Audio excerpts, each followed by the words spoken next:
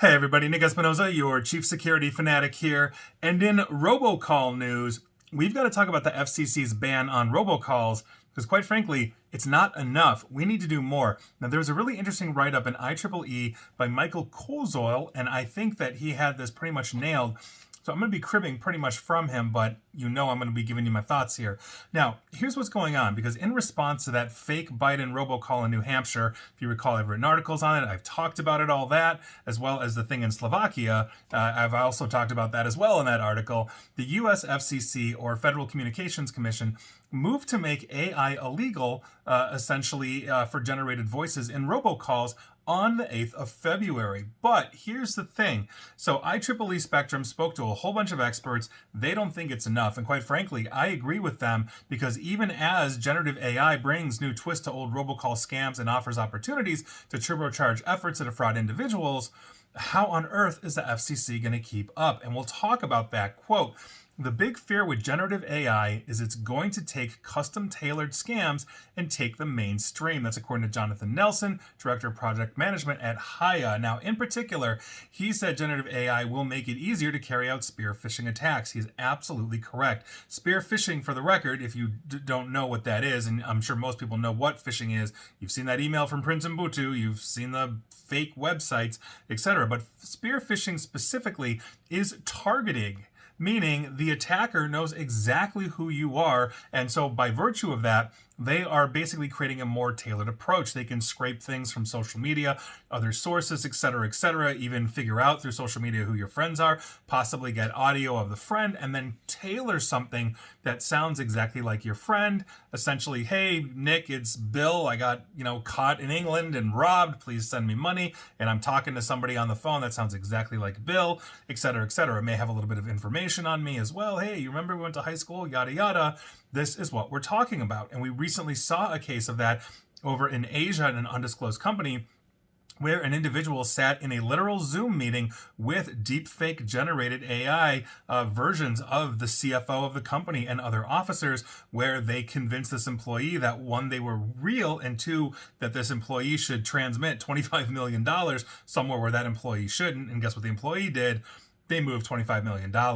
This is what we're talking about. So, with the FCC's unanimous vote to make generative AI robocalls illegal, the question obviously turns to enforcement, because it has to, and it's a necessary first step, but, quote, "it's not a full solution," end quote, according to Daniel Weiner, the director of the Brennan Center's Elections and Government Program. Now, Weiner also said that it's difficult for the FCC to take broader regulatory approaches in the same vein as a general prohibition on deepfakes that are essentially basically right now being debated in the European Union, given the scope of authority that the FCC has. If you recall, the EU, like with the GDPR, tends to extend out its acts for privacy to European Union citizens wherever they may reside. So if you're an EU citizen sitting here in the United States, you're still protected by the EU. Now, most types of robocalls have been prohibited, for the record, basically since the Telephone Consumer Protection Act in 1991.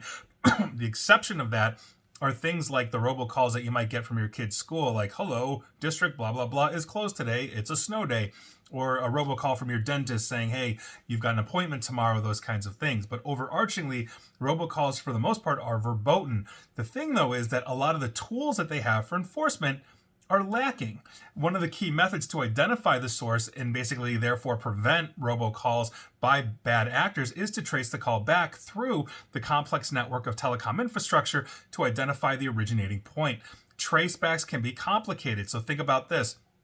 Here in the United States, you might be calling from Verizon, talking to somebody that has a AT&T phone, a T-Mobile phone, one of the other cellular providers. So you're basically hopping through networks. And while it's not like in the movies where it's like it takes 3 minutes to trace, the terrorist and the thing, it oftentimes can be difficult to trace back originally where that originates from.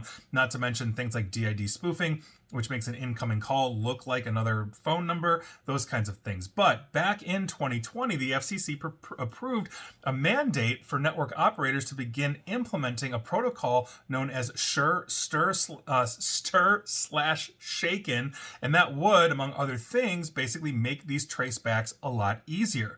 The problem, though, is that the FCC and basically the FBI and other agencies aren't providing enough resources to make it possible to go after the absolute huge volume of illegal robocall operations. The only reason why we have enough information on the New Hampshire one, I would reckon, is because it was such a high-profile thing in the middle of a presidential election. Literally, the first state to have a primary, Iowa's a caucus, that actually had robocalls that favored one candidate over another. In this case, Donald Trump harming Nikki Haley in the Republican primary. Now, historically, the FCC has gone after only the largest of these perpetrators, or in this case, I would say the most high profile.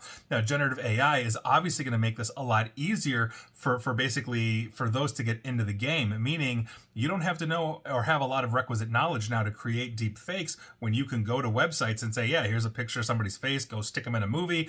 Here's a recording of somebody's voice, go make them, I don't know, do whatever. That's what we're talking about here. So today's scams still almost always require transferring the victim to a live agent in a call center, to close out the scam successfully. You get that pop-up that says, oh, please call 1-800-Microsoft because your computer's infected. It's obviously not Microsoft. And so now you're calling somebody, usually out of Pakistan.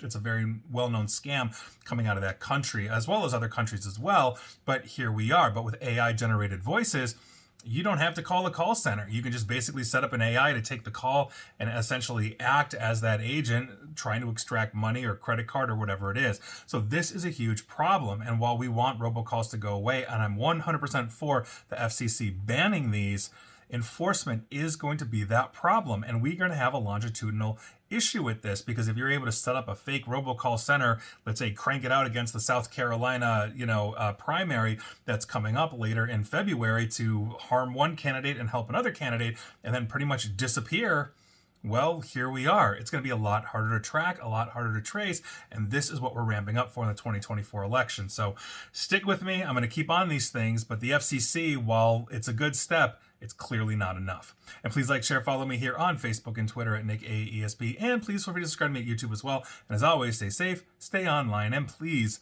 attempt to stay private. Thanks, everybody.